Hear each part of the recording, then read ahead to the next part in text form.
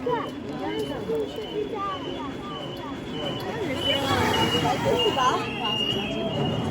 no, ma non so perché. Contrà Ravenne, altra portata immediatamente a sud del centro storico, sulla strada che porta a 9. Eccolo qui l'equipaggio 27, Matteo, Agnoi e Diego Zonta, mentre è in corsa l'equipaggio 28 contrattempo.